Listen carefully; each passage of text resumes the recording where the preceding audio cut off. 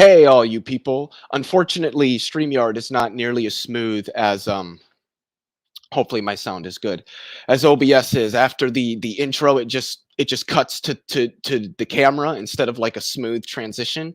So yeah, that's unfortunately I don't get that smooth fade in. Anyway, we've got an interesting video. I actually wasn't originally going to do this live. The problem is that I don't have an audio capture device set up on my OBS yet, so I can't. I could do it through OBS, but it echoes, and I didn't think that people would really want to listen to that. Anyway, this one is interesting. This video was posted last year in early December, and I wanted to let it be out there for a while and see if anybody else would really provide responses to it, because if any other like big people did that I found were good, I wasn't going to do a response, but I didn't find that at all. But are you guys ready to sweat? Are you guys ready for a workout? Are you ready to sweat like you've never sweated before? Well, I hope you are, because this one argument is the argument that makes atheists sweat. And if you haven't guessed it already, well, you can now. It is the Kalam cosmological argument. Go figure. Go figure. That's the argument that makes atheists sweat. I don't know precisely which atheists are sweating, but it's not me. Anyway, let's dive right in here, shall we? So today we're going to be looking at perhaps one of the most powerful... I did want to say really quickly, the audio is a little bit quiet in this video. I believe I have it turned all the way up here. Yes. So hopefully you guys can hear it. I'll try to keep myself muted. There shouldn't be an echo since I have headphones, but I don't want any noises that I might make since the video is already quiet. So yeah. Powerful arguments for God's existence. And this is an argument that's been around for quite some time. And I believe that every Christian needs to know this argument. This argument has been a thorn in the side of atheists. And if you've ever seen an atheist interact with this argument in a debate, usually they struggle to respond to this argument well, which is why I actually agree with that. From what I have seen, I think it's starting to change. I really do.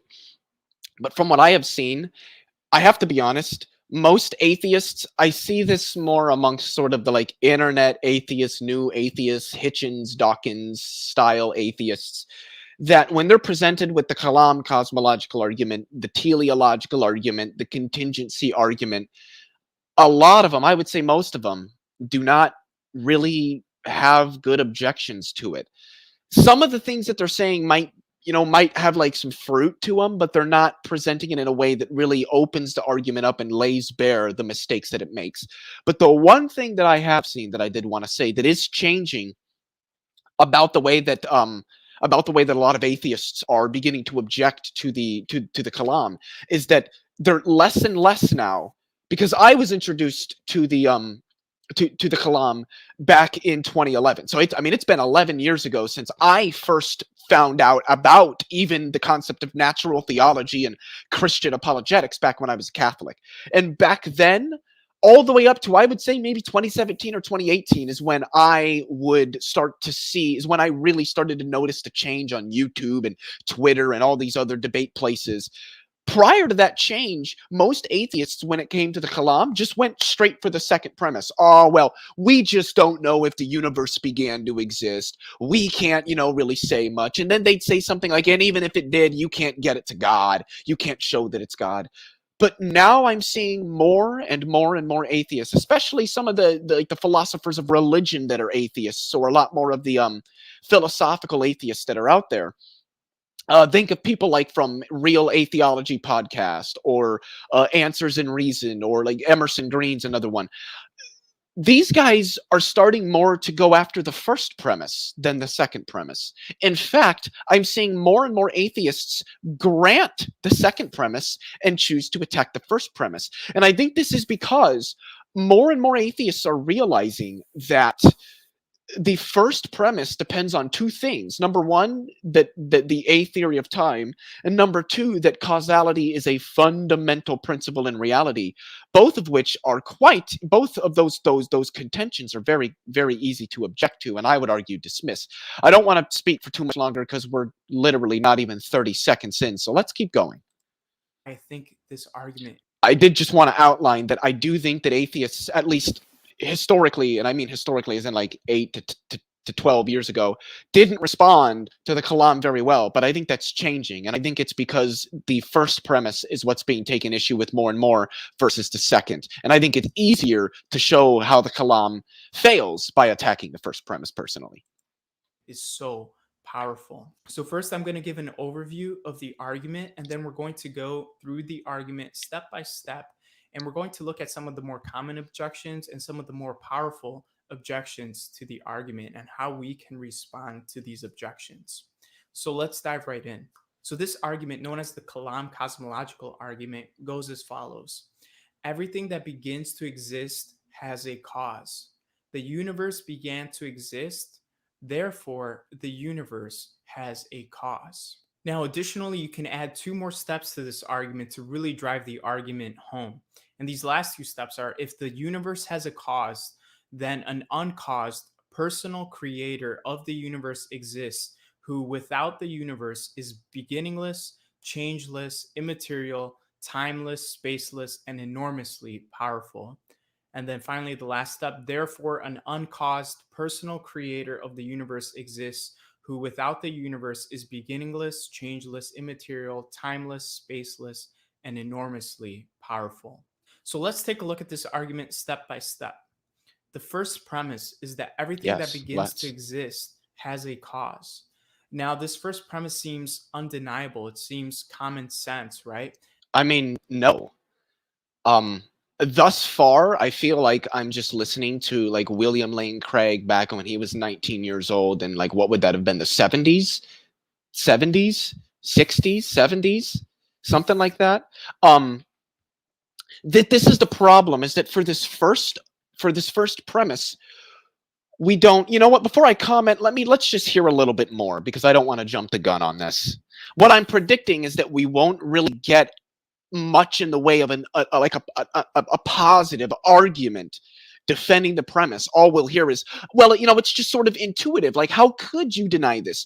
If it were true, then why don't root beer and bicycles and horses just pop into existence all the time? We're just going to get the same, oh, well, it's intuitive. How do you argue against it? We're not really going to get a positive argument for it. But let's see what happens, and then I'll give my thoughts. Nothing can begin to exist without a cause. You and I did not begin to exist without a cause, right? Our parents came together in procreation, which caused us to come into existence. There is a cause to our existence. Now, so there's two things here that I want to address. Number one, and I know there's some, that not a lot of people that, like, there actually really isn't a lot of people, but there are some that would disagree with what I'm about to say, that quantum mechanics seems to have shown us that causality, at the absolute least, the way that we understand it at the scale of reality that we exist at, doesn't exist. That either A, causality simpliciter isn't a thing at the quantum level, at the quantum scale, or at least with respect to how we understand it, it just doesn't operate that way. But all too often you'll hear those propounding the Kalam and other various versions of theistic arguments. I know that Michael Egnor often frames causality this way. I would absolutely love to have a debate with Michael Egnor, by the way. So if anybody out there knows how to contact him, please get at me either via my email, which you can find on my YouTube channel page, or on Twitter, which you can find me on Twitter at Leophilius. Anyway, they try to frame causality in terms of Aristotelian causation. Let's hope I get this. I don't know if I'm going to get the order right. I know there's efficient cause, material cause, formal cause, and final cause. I don't fully remember. I know the efficient cause is sort of the thing that does the causing, the thing that it's the condition sufficient for the actualization of the effect. The material cause is the pre-existing material or substrate from which the cause comes. The formal cause, I think, is the form that the cause or that the effect takes. Or is it the form? Yeah, I think that the formal cause is sort of the form that is taken by the effect. And then the final cause, I think, is what the intention or the function of that effect is. Don't quote me on those. I know I'm largely correct with respect to efficient and material, because those are the two that are cited the most often. I don't know if I'm entirely correct with respect to formal and final. So if anybody understands that better than I do, please correct me in the side chat.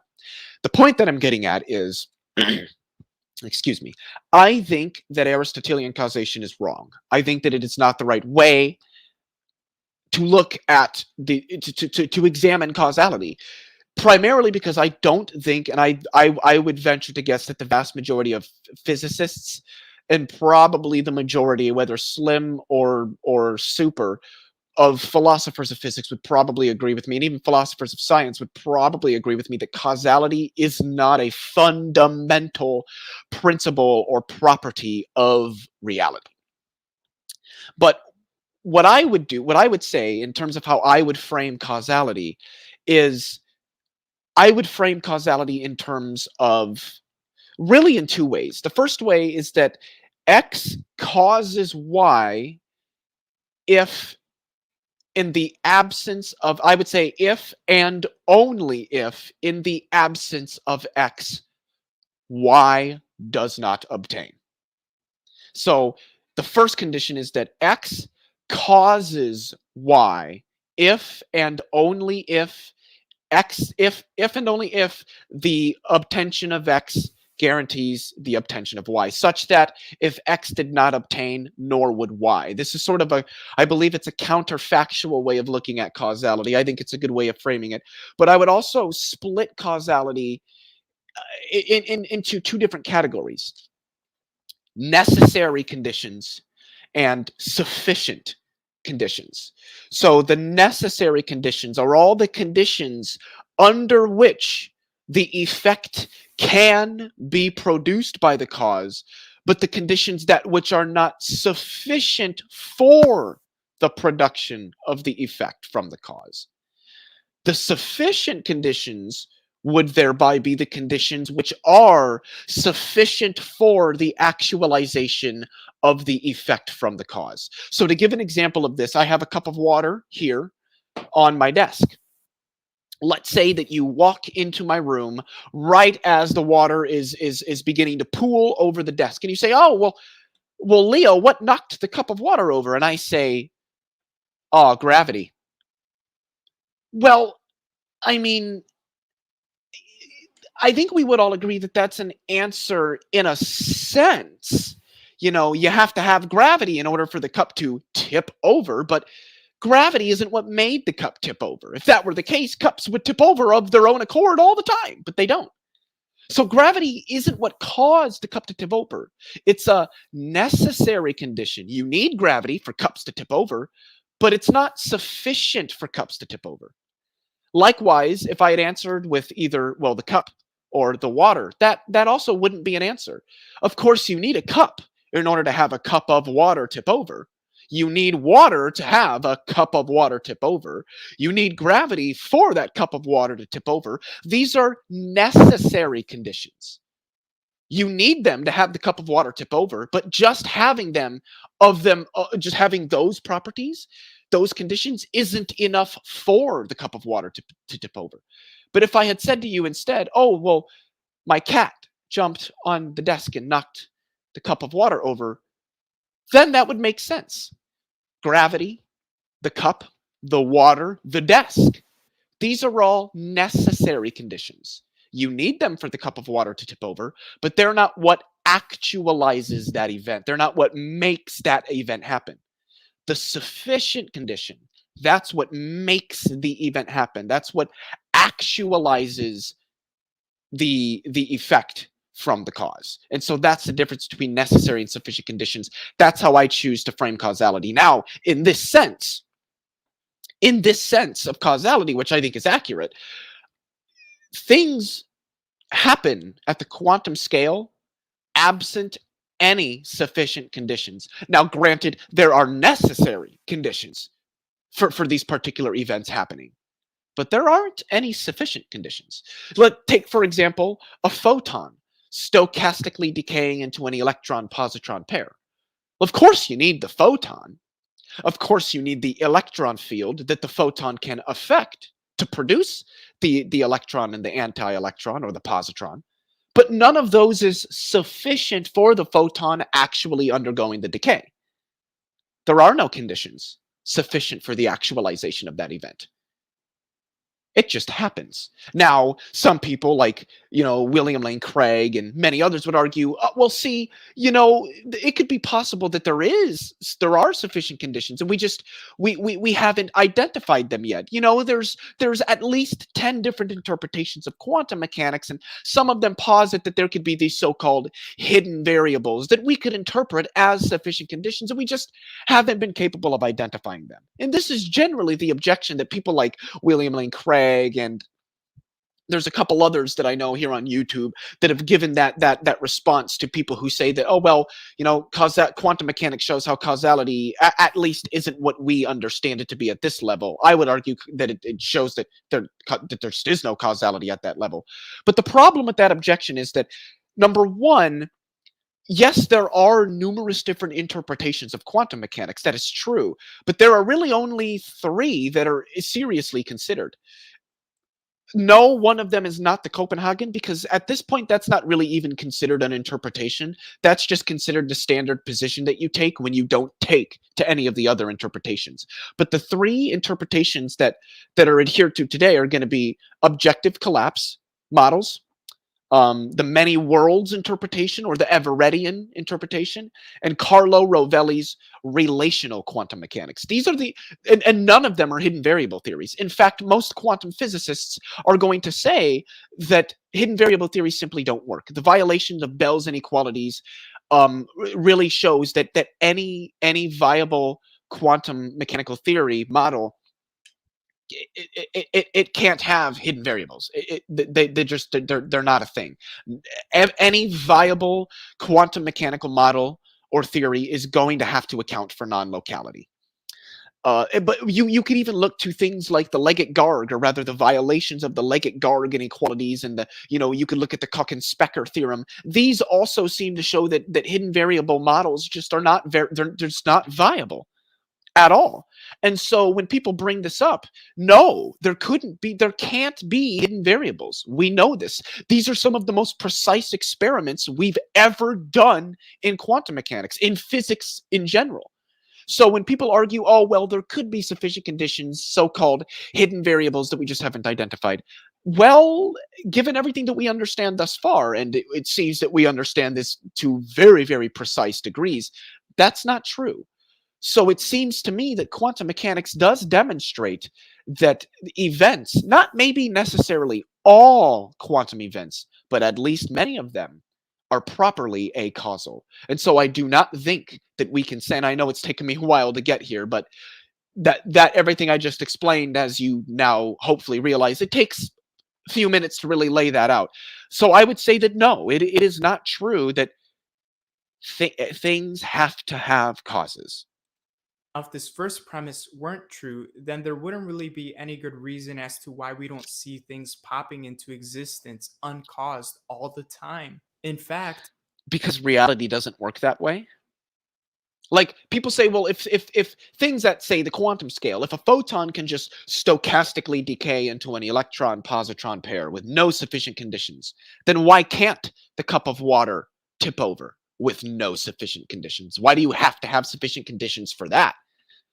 Well, because it's an entirely different object that's governed by, well, quite frankly, a different set of laws. That just doesn't happen at the classical level of reality. What we understand as causality exists at the scale, at least largely, that we experience. You go below that to the quantum scale, or even above that to the relativistic and the cosmological scales. Concepts of causality really start to fall apart. I was watching a lecture series through the Harvard Physics YouTube page done by a renowned theoretical particle physicist, Nima Arkani-Hamed. And in one of them, and I'm paraphrasing here a little bit, but in one of them, he touched on causality a little bit and what the nature of it is. And he said, causality isn't like a thing that's really in reality. It's more of it's like temperature. It's sort of an emergent property that we see in certain features in reality at a certain scale of reality. But you go outside of that, it just loses all meaning. What he said was, at least to a physicist, causality could be summed up as and I'll sort of paraphrase what he said and then at least try to break it open. What he said is that causality can be summed up as, at least from a physics perspective, the Lorentz invariance of physical systems as they evolve through time.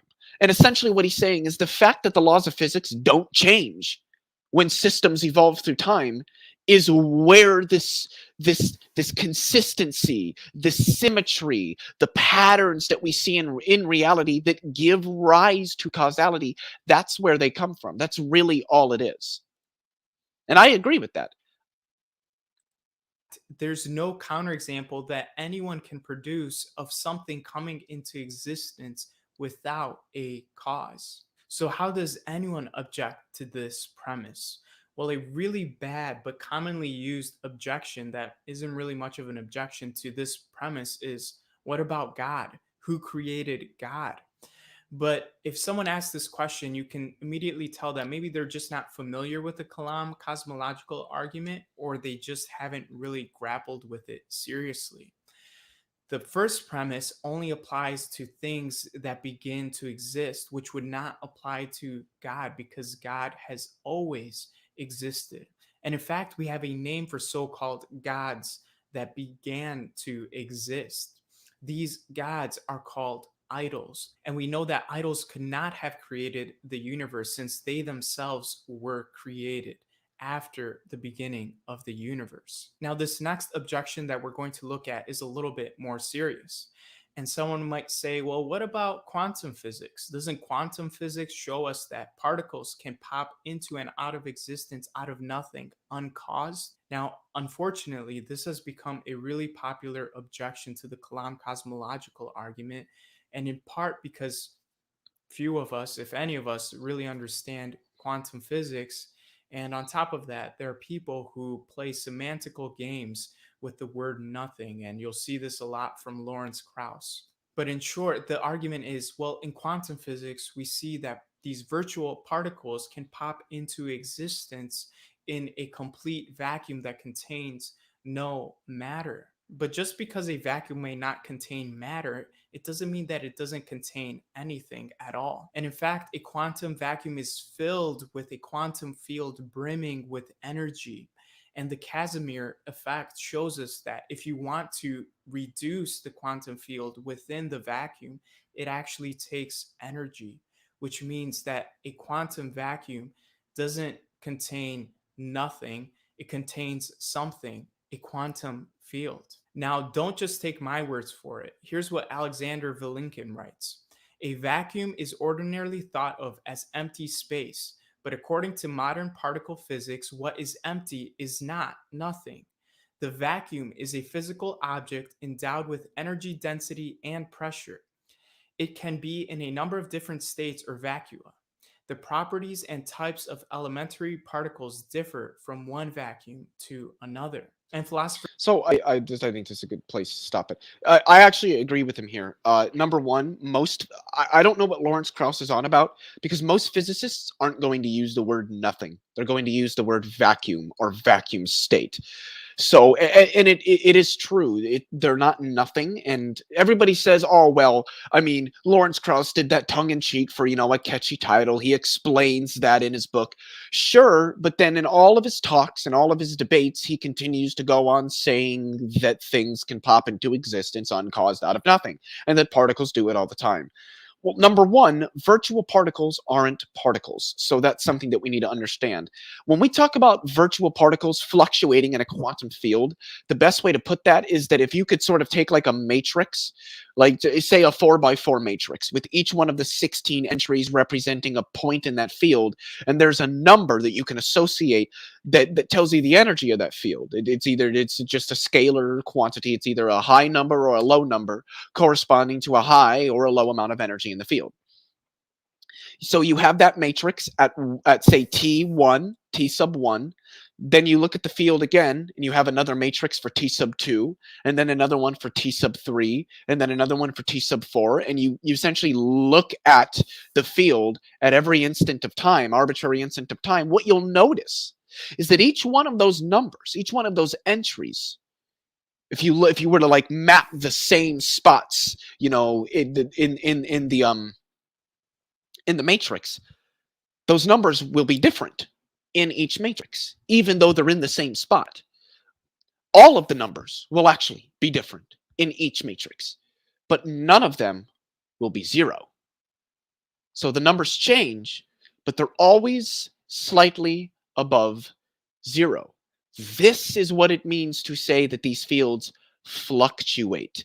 It's not like taking a bucket of water and shaking it. That's not really what's going on here. So, and yes, it is true that there are particle-antiparticle pairs that can become real particles temporarily that can come out of this field, and we can measure them, and that is the Casimir effect. So, and that is a stochastic thing. There are no conditions sufficient for the actualization of those events. So I would again argue it's properly acausal, because when we talk about causes, we don't mean the necessary conditions. We talk about, again, going back to my example, we talk about the cup of water tipping over. We're not talking about the cup. The cup isn't the cause of that. The water isn't the cause. Gravity isn't even the cause. The necessary conditions aren't what we mean when we talk about the cause. We all acknowledge they have to be there for the effect to occur from the cause, but they don't make the effect occur. That's the sufficient condition. When we talk about causes, number one, we're talking about there's got to be a counterfactual there. But number two, we're talking about the sufficient conditions.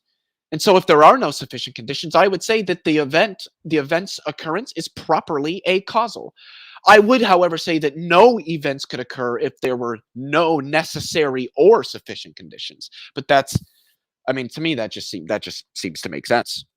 For David Albert actually criticizes Lawrence Krauss on this point, writing, and the fact that particles can pop in and out of existence over time as those fields rearrange themselves is not a whit more mysterious than the fact that fists can pop in and out of existence over time as my fingers rearrange themselves. And none of these poppings, if you look at them, amount to anything even remotely in the neighborhood of a creation from nothing. The quantum field is a part of the universe that began to exist. Now, the next premise is that the universe began to exist. Now, this premise too seems undeniable. All the evidence that we have points to the universe beginning to exist. So I think this is going to be, I think this will be a good point to object here, because he didn't really go over this much in the first premise. And this is actually something that I don't know if it's done I think it is done purposefully by William Lane Craig, I'm going to be honest. But other acolytes of his, as this person here, at least I'm assuming, he's just running the Kalam with almost verbatim the same rhetoric that Dr. Craig would use. And that's no disrespect to either one of them. I used to do the same thing. But and perhaps maybe he does touch on this more later in the video. I don't know, but Dr. Craig rarely touches on this in the arguments, and when he's asked about it by a questioner or something, he just says, "Oh well, I wrote some books on this, so go read those. I've done extensive research in this area. Go read my books." And that's as to the nature of time. So I think that I'm willing to grant, as I believe, that there is an absolute earliest point in space-time, a beginning, so to speak. But when we talk about begins to exist, I need to look at something here. When we talk about begins to exist, to me, that means something different. And I almost feel like everybody can recognize that. The phraseology of beginning versus begins to exist just seems different. At least to me it does. And I think that this phraseology and how you choose to use the phraseology is going to depend on your particular theory of time. Dr. Craig, and I would presume that this individual here, they hold to They hold to the A theory. So for them, and I know that Dr. Craig specifically is a presentist, so he's going to hold to presentism. So for him, he's going to say that Dr. Craig is going to say that anything which exists in the present, that only the present moment exists. And so let me, I guess I should make the distinction between the A theory and the B theory, or the tensed and the tenseless theories of time. The A theory says that the tenses, past, present, and future, are ontically, or like actually real things with objective distinctions between them. There is an objective fact of the matter as to whether something is past, present, or future. That number one, those tenses are ontically real and they are objectively distinct from one another. And as a result of that, you would get something like temporal becoming, as it's called, that things physically actualize into time, that they physically come into time, endure, and then go out of time. And this is going to be taken by a lot of presentists. However, presentism particularly, but even the A theory broadly, is really just not supported by well, primarily by physics at all. And there's good philosophical reasons not to adhere to it either. I'm not going to get into them deeply here because I plan on doing another video. I already have one out, but I want to redo it and go much more in depth. So I'm not going to do that here. But I just wanted to point out that I would grant that the universe has a beginning. Most cosmologists would grant that it's likely the universe has a beginning. However, most cosmologists would not grant that the universe began to exist, as that has particular ontological connotations that presuppose an A theory of time. That to say that something's existence, its extents through reality begins, is to me to presuppose, or I would think particularly presentism, but at least an A theory of time, where to say that something just begins doesn't. So to give an example, think, and this is the example that Dr. Craig often gives, and I actually think it's a really good way of sort of intuitively visualizing the difference between the A theory and the B theory. Think of a meter stick, or a yardstick, or a ruler, or what have you. Everybody would agree that the ruler, or the yardstick, begins at the first inch. But nobody, I think, would agree that it's accurate to say that the yardstick begins to exist at the first inch. The whole yardstick already exists, and it just has sort of a boundary or an edge at one end of it that we call the beginning, but the whole thing already exists. It's not as if the ruler or the yardstick sprung into existence at the first inch and then successively evolved through time into a full yardstick. That's not how it happens. The whole yardstick already exists, and it's bounded at one end. Now, to make it more representative of the universe, it would be a yardstick that's at least likely bounded at one end, but infinite in the other direction. But the hypothetical was contrived, but hopefully it makes the point as to the difference between begins, or beginning, and begins to exist. That those connotatively don't mean the same thing, and that one saying begins to exist presupposes an atheoretical, I would argue particularly presentist, view of time. So we need to be careful about this language. There's nothing wrong with saying the universe has a beginning, but saying the universe begins to exist is something different. I also think that there's just intuitive problems. How does something come into time from outside of it? What does it mean for something to be outside of time? How does it get back outside of time once it's been in it?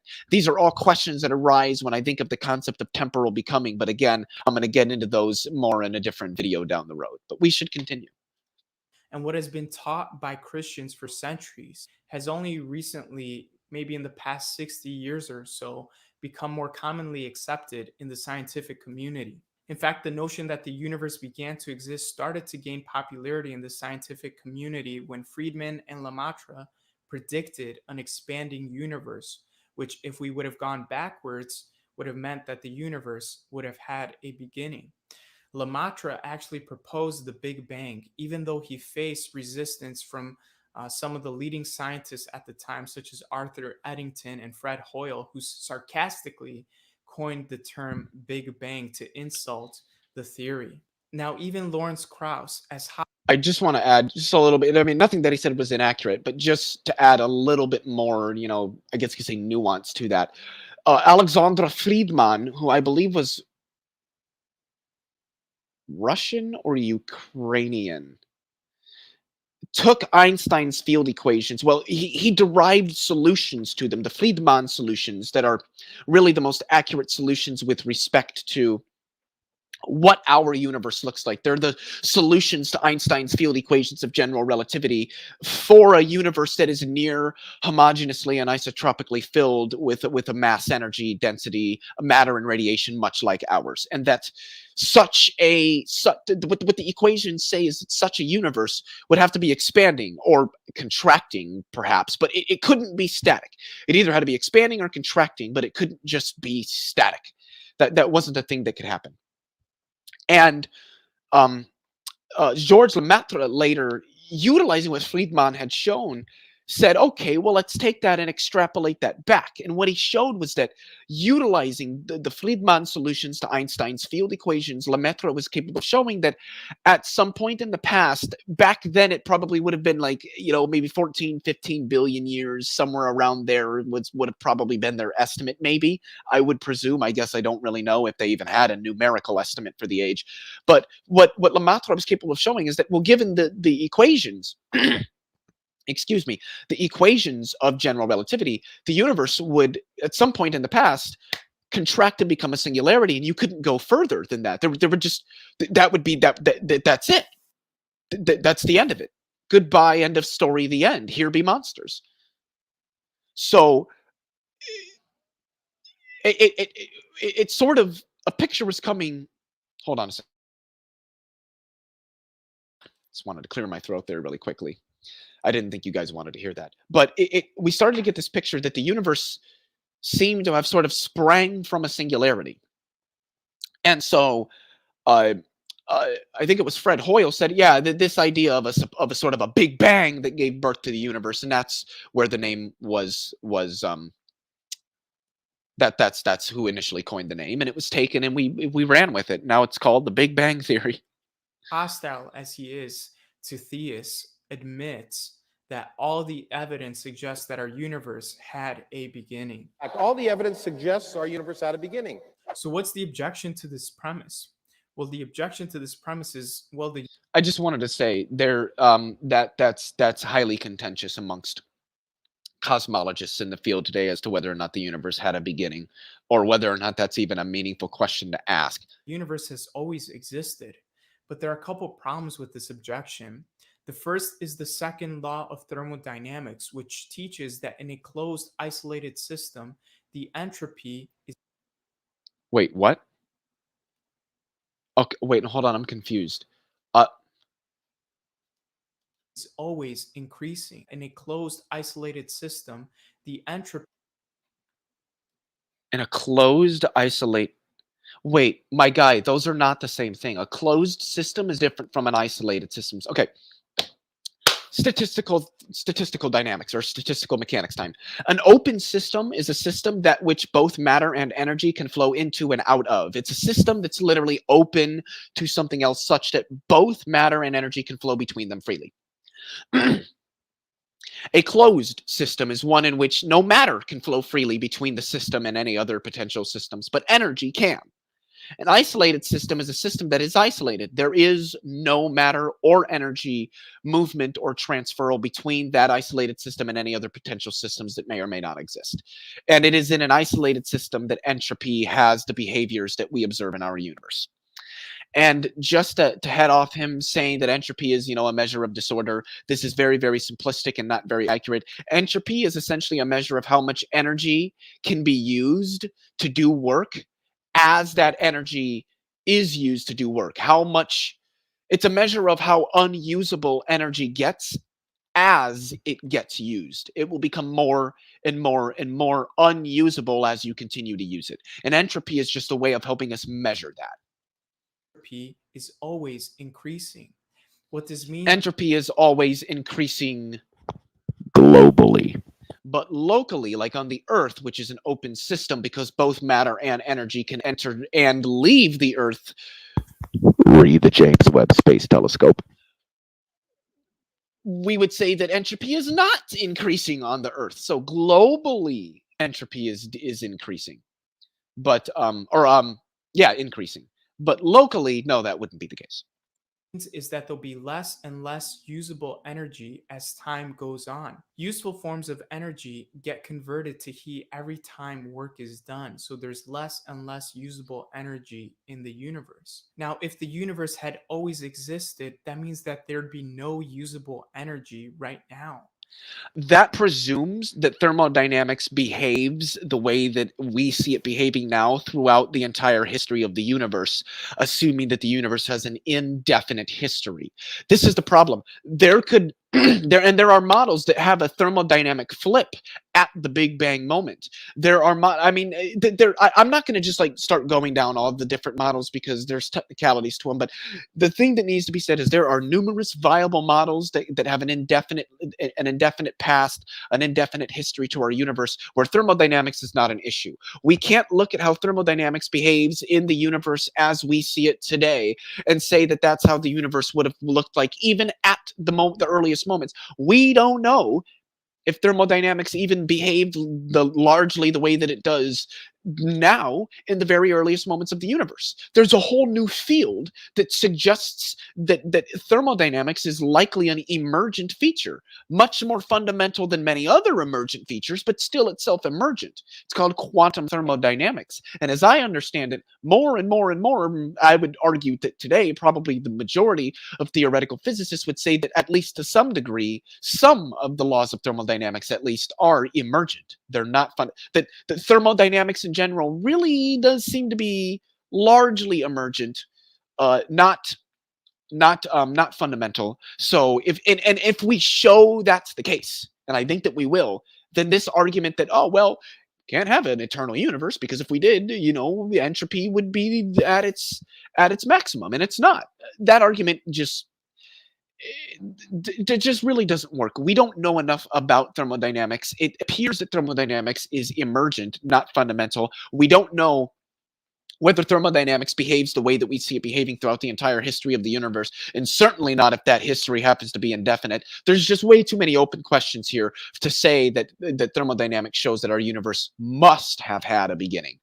I think that it probably did, but I don't think those primarily because of thermodynamics. I don't think that primarily because of thermodynamics. Infinite amount of time would have elapsed, allowing all the useful energy to be converted to entropy. I just want everybody to know, because I think it's important, and this goes back to the tense versus tenseless theory of time, and this is very much a tenseless thing, but we've also, observationally measured or, measured this, observed it, mathematically quantified it. Time does not elapse. Time does not flow. Time does not move. Objects move through space-time. Time or space-time does not flow or elapse around us. And that's something that I think a lot of people end up missing. Heat. And we wouldn't be able to move our hands. We wouldn't be alive. There would be no useful energy left in the universe, which is clearly not the case. And you don't just have to take my word for it. Listen to what physicist Alexander Vilenkin writes in Grappling with the Idea of an Eternal Universe. Vilenkin writes, "There is another way that the universe might be eternal in the past. It could have cycled through an infinite succession of expansions and contractions. This notion was briefly popular in the 1930s, but was then abandoned because of its apparent conflict with the second law of thermodynamics. The second law requires that entropy should increase in each cycle of cosmic evolution. If the universe had already completed an infinite number of cycles, it would have reached a state of thermal equilibrium, and so a state of maximum entropy. All the energy of ordered motion would have turned into heat, a uniform temperature prevailing throughout." Now, there's another. So a couple things there. Number one, this model presumes that there isn't any sort of thermodynamic or entropic reset in each iteration. I think that there are good reasons for not thinking that. But even the bigger point, he's only addressing one type of indefinite history model. I prefer to call them that versus eternal universe. I don't like the word eternal. It's got a lot of baggage. This is only one particular type of an indefinite history model or an eternal universe model. Not all of them look this way, and not all of them have thermodynamic problems. I do think that thermodynamics can be a relatively decent reason for thinking that the universe probably doesn't have an indefinite history, but I don't think that it's like a nail in the coffin. The problem with a beginningless universe, and that's the Born-Guth-Vilenkin theorem, which says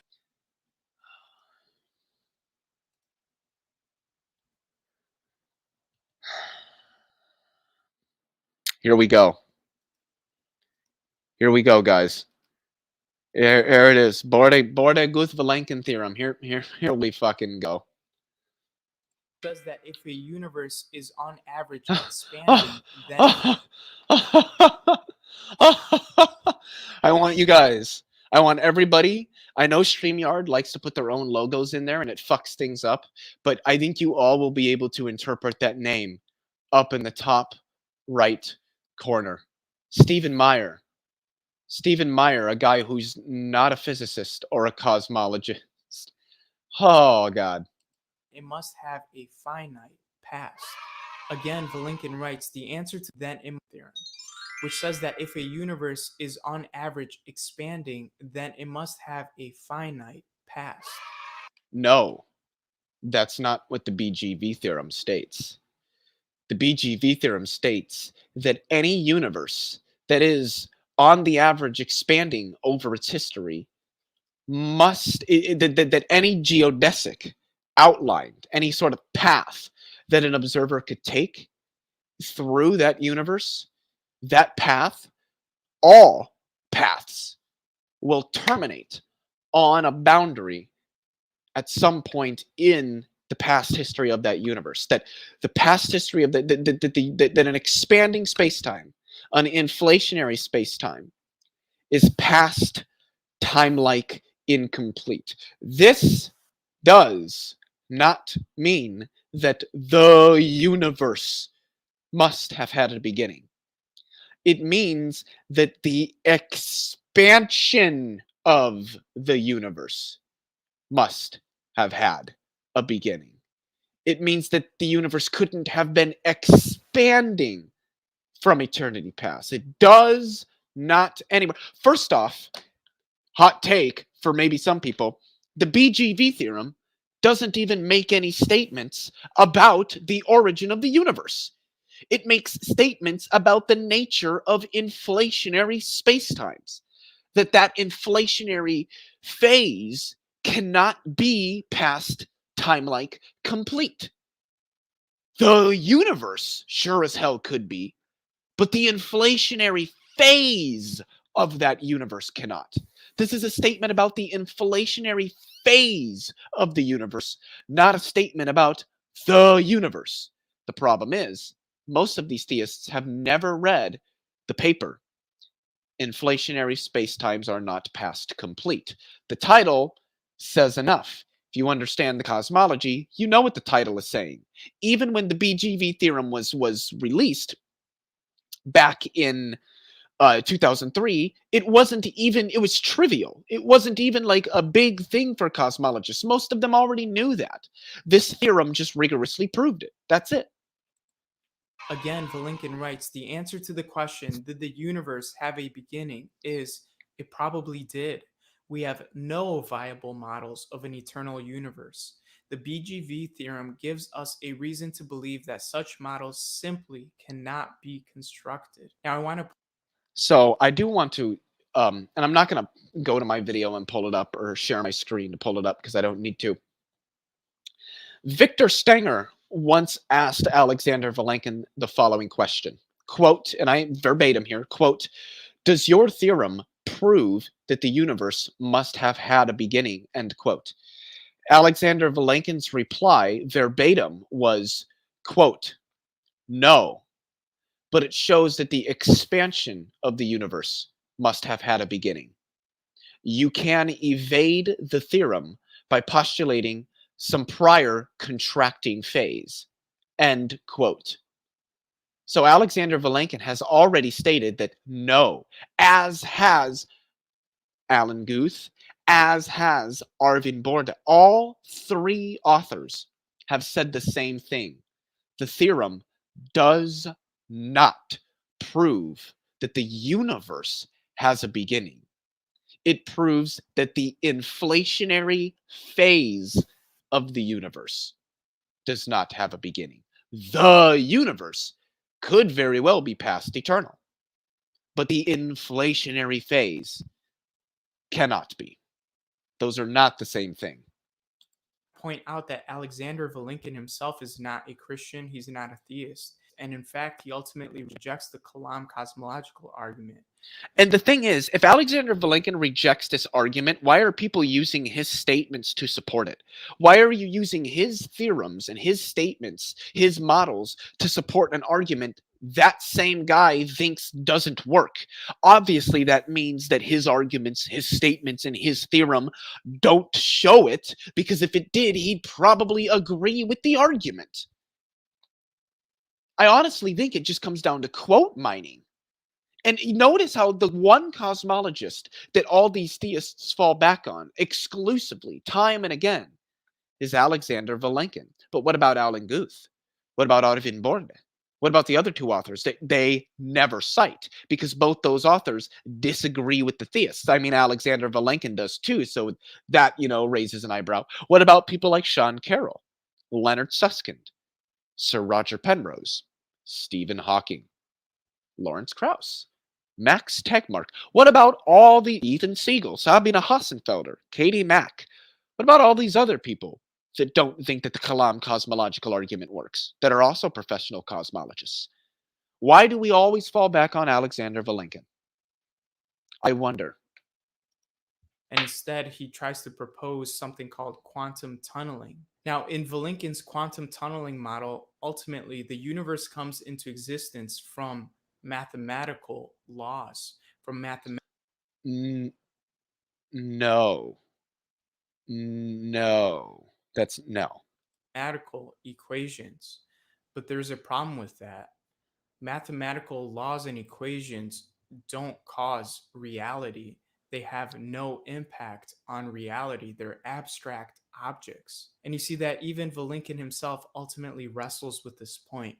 He writes in his book, Many Worlds in One, does this mean that the laws are not mere descriptions of reality and can have an independent existence of their own? In the absence of space, time, and matter, what tablets could they be written upon? The laws are expressed in the form of mathematical equations. If the medium of mathematics is the mind, does this mean that the mind should predate the universe? Now, when I hear Vilenkin, See, I love how they quote all these professionals completely out of context to show, I almost feel like I'm watching an inspiring philosophy video right now, and we're about to go down the quantum fucking idealism road, but thankfully I don't think we're going there. What Alexander Vilenkin is stating is that quantum tunneling likely occurred, I believe, in some metastable vacuum that is just there. The metastable vacuum just exists. It didn't come from anywhere. It's not going from anywhere. And the universe sort of quantum nucleated out of that. I could be wrong. I haven't read his particular paper on that in a number of years.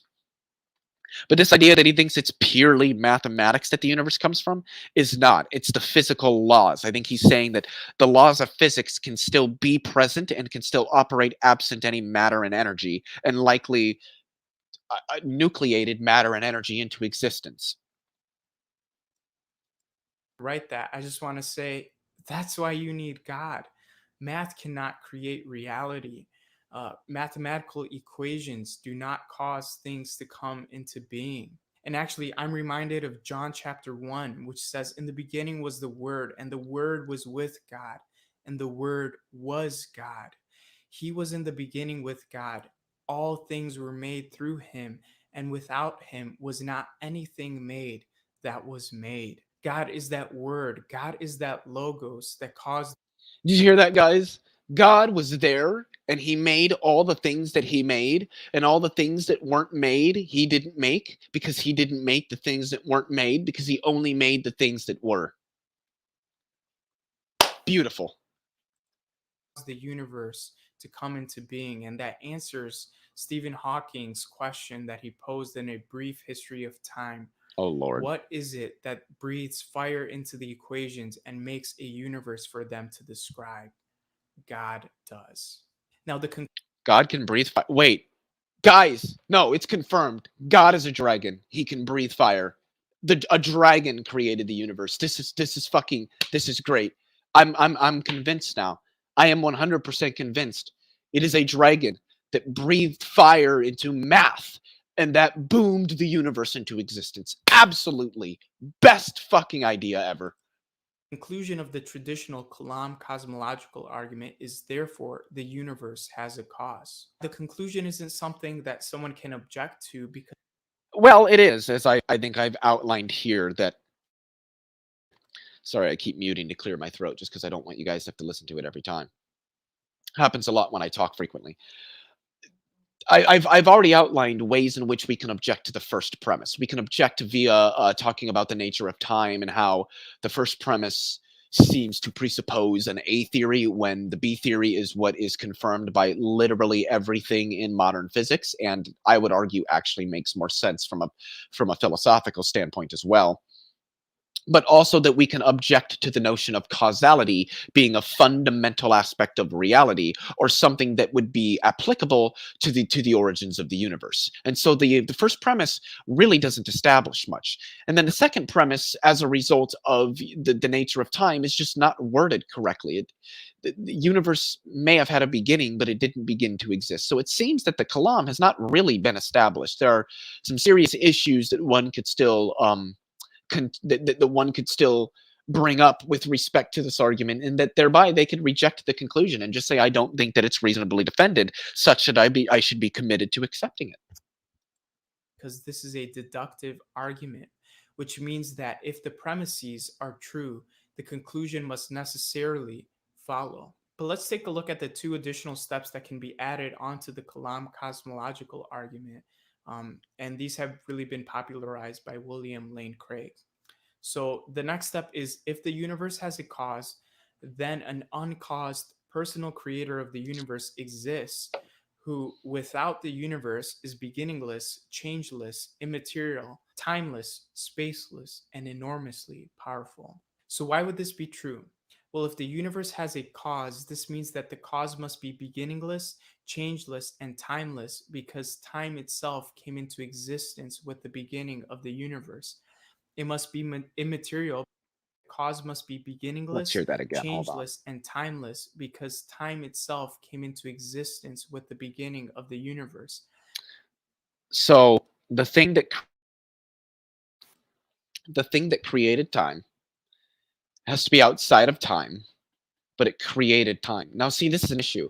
What does it mean to create something? I mean, I could just look it up. Creation is a process of acting on or affecting something and producing an effect out of it. So, how does God create time, which would be a process or a procedure which would require time? Also, what does it mean to say that time comes into existence? I think to say that something exists, it needs to be extended through time. It must be immaterial, because matter came into existence with the universe. It must be spaceless, because space itself came into existence with the universe. And So this thing does not change, is made of no thing, does not exist in space, does not exist in time. So this is something that exists nowhere, because where implies location in space, exists no when, because when implies extension through time, is made of no thing, because thing implies physicality, being made mass or energy, does not change or endure. what is it that we're even talking about? What's the difference between something existing and possessing all of those properties, or rather not possessing any of those properties, because those are all lack of properties, they're not properties. So what's the difference between something existing nowhere for no amount of time, doesn't change, isn't made of anything, and that same thing, but it doesn't actually exist? I fail to see how we would meaningfully differentiate between that. And that's the problem. How do we meaningfully differentiate between something existing and being supernatural and that same thing not actually existing at all? Also, there's some serious issues here with this idea of some immaterial thing like a god creating the universe. We always hear that, we always get the principle ex nihilo nihil fit. Out of nothing, nothing comes. This principle is often invoked as a way of arguing for another principle, creatio ex nihilo, or creation out of nothing. Because you can't get something out of nothing, then there must have been a God there to create it. But then the obvious question arises. Sure, but what did that God create the universe out of? After all, if you can get nothing out of nothing, if you cannot get something out of nothing, and you have a creator, then the creator can't violate that principle and thus could not create something out of nothing, because that would be no different than getting something out of nothing. So, if there is a God, he would have had to create the universe out of himself, which I would then mean if the universe is physical, then God is also physical. And then that seems to be, it seems to make it superfluous to even argue that it's a God at that point. This whole notion of invoking the principle out of nothing, nothing comes, to then invoke the principle creation out of nothing. Well, out of nothing, nothing comes, so God must have created the universe, but he created it out of nothing. Creatio ex nihilo violates the principle ex nihilo nihil fit. The very principle that they're invoking or appealing to invoke a secondary principle, is violated by the secondary principle they're trying to invoke. The whole concept of God creating the universe out of nothing, but you can't get something out of nothing, but apparently God can, is entirely contradictory. It's not, it's just completely inconsistent. It makes no sense. Must be enormously powerful to cause the universe to come into existence. And on top of that, the cause must be personal. So, why must the cause be personal? Well, if the cause transcends time and space and matter, it must be immaterial, it must be timeless. And there are only two types of things that can be timeless and immaterial. The first is abstract objects, like You know, it's funny because Craig runs that same argument, but Dr. Craig is a nominalist. Now, unless he's arguing it in the sense that, well, I'm not a Platonist or a Neoplatonist, so I wouldn't state that abstract objects are ontically real. But if somebody granted that they were, they're one of the only things that could exist in a sort of immaterial and timeless way. And then the argument that he's going to present is that abstract objects are abstract. They don't stand in causal relations, and so they couldn't create the universe. So what's the only other thing that could create, that is immaterial but that does stand in causal relations? Oh, well, it's a mind. So God must be personal in the sense that he has a mind and could freely choose to refrain from creating the universe. But that doesn't work because that presumes that, or presupposes rather, that minds are immaterial things, which has not been demonstrated. numbers or mathematical objects. But numbers or mathematical objects cannot cause anything. And so, just I guess to add on to that, as a nominalist, I would reject that abstractions, numbers, abstract concepts, they're not ontically real. They exist insofar as they are conventions of the processes of the human brain. So, yeah, I would argue that there isn't anything that can exist yet be non-physical and or non-spatial and or non-temporal. I don't know what it is that we would even be talking about at that point. anything to happen. They can't cause anything in reality to change, to happen. Now, the second type of immaterial reality is a mind. So it makes sense that an unembodied mind caused the universe to come into existence out of nothing. So, finally, to drive the conclusion home, therefore, an uncaused personal creator of the universe exists who sans the universe is beginningless, changeless, immaterial, timeless, spaceless, and enormously powerful. Now, hopefully, you guys found this video helpful. And for the Christians, I hope that you guys feel more equipped to answer this question as to why do you believe in God's existence. I hope you guys have another tool in your tool belt to answer that question. Now, to the atheists, I hope that you've been challenged to look more closely at why is it that you believe what you believe, and to maybe challenge some of those ideas, such as material. Well, one of the reasons actually that I began my transition was when I realized that the Kalam couldn't be true. It couldn't be sound. That's where that was the defining moment for me in terms of losing my faith and becoming an atheist. So it is actually the failure of this argument that at least kicked off my deconversion.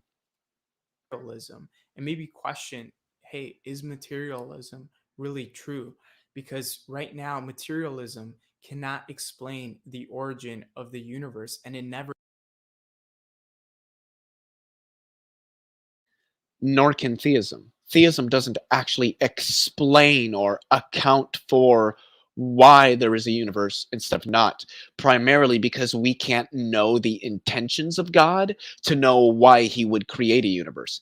That he did create a universe also can't be established for, I think, the reasons I've outlined thus far in this video. So theism is actually less explicative than atheism because atheists, more specifically naturalists, could just posit that the universe is sort of a brute contingency, or that the most fundamental laws or features or substructures of the universe are just nomological. They're just there, simpliciter. never can explain the origin of the universe. Science cannot answer that final, ultimate metaphysical question as to why there is something rather than nothing, and what That might not be a meaningful question to ask. Why is there something rather than nothing? Why? I'm not even going to get into it right now because this video is already a little longer than I wanted. That's actually not that big of a deal, you know. Being able to stream for a little over an hour is all right. But yeah, there's a lot I could talk about on the contingency argument.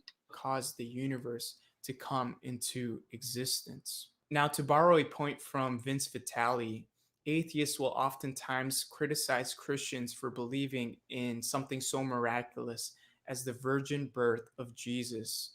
But what atheists might not realize is that they believe in something far more miraculous, far more impossible. They believe Let's in the hear it. virgin birth of the There universe, it and they is. believe that the Literally, I don't know. I suppose maybe they are out there. I don't know. Chat. Anybody in chat, if you're an atheist, let me know if you believe that the universe just, as Dr. Craig often says, popped into being uncaused out of nothing. Cosmologists don't believe that. The universe exists. We know that. The fact that we can't, at least thus far, or at least through science, account for that does not mean that it was God. And as I've shown, I think in this video, we have good reasons for rejecting the conclusions of the Kalam. Well, not only the conclusions, but the premises of it as well. the entire universe could have come into existence from nothing without it. It didn't come into existence at all. The universe exists and is at least most likely bounded at one end. It didn't come into existence. Again, presupposing A theory over B theory, but that's A cause. And that is the bigger miracle to believe in. That takes more faith to believe in. And it takes blind faith to believe in. So if you guys like this video, feel free to like, comment, subscribe. All right, so that's the end of the video. Just a quick synopsis here, and then I'll wrap up. Well, I'll wrap up with this quick synopsis, I guess.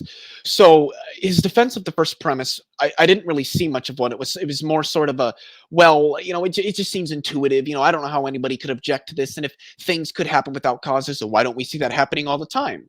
Well, because that's not how physics works. There wasn't really much of a defense for the first premise. One can easily object to it by outlining that the A theory of time, and particularly presentism, are not really very viable metaphysical models for understanding the nature of time. It would largely require a rejection of the entire foundation of modern physics to accept it. But you can also object to the first premise on the basis that causality is not a fundamental aspect of reality. And I think that there are very good ways that we can show that, at least, that there is no reason to think that it is, if not outright showing that it isn't. So with respect to the first premise, not a good defense here for it, or not really any defense here for it, I would say, other than, oh, well, it's intuitive, and you can't really deny it. Come on now, are you really going to say no? And I think that there are at least two ways that you can reasonably object to it. With regard to the second premise, I think that it would just carry over from the first premise that, well, if time is tenseless, or if causality isn't a real thing, then it makes no sense to speak of either A, the universe beginning to exist, or that there be a cause for that, especially if, the very early universe was quantum mechanical, which we're quite certain that it probably was. I also think that one could, with respect to the second premise, just grant that, sure, the universe has a beginning, and maybe there were some sort of processes that allowed it to become the state that it is today. But to say that it began to exist is just not the right language. And with these objections to both of these premises, it seems to me that one can be very, very skeptical of the conclusion of the argument, and thereby the two further, not really arguments, but I guess you could say conclusions or extensions of the argument that try to establish that it's a personal God. I think that the issue of the very principle that they're invoking, ex nihilo nihil fit, being violated by the secondary principle that they're trying to appeal to in invoking that premise, the fact that creatio ex nihilo violates ex nihilo nihil fit, but they're invoking ex nihilo nihil fit in order to appeal to creatio ex nihilo. I just think that shows that it's very inconsistent. The entire concept of any sort of agent creating the universe, just especially doing so sans space, sans time, sans anything that said agent could affect in order to produce an effect, also seems to show some inconsistencies with the Kalam. And for those reasons, I think it's not, I don't think it's a very, very good argument. So hopefully you guys enjoyed spending this roughly hour and 15 minutes with me going over the argument that just makes atheists sweat. And I'll tell you what, guys, oh man, my shirt's damp here. I'm really perspiring over here. So hopefully you guys worked up a sweat in this video, and we will see you in the next one. As always, remember, through reason and its proper applications, we progress.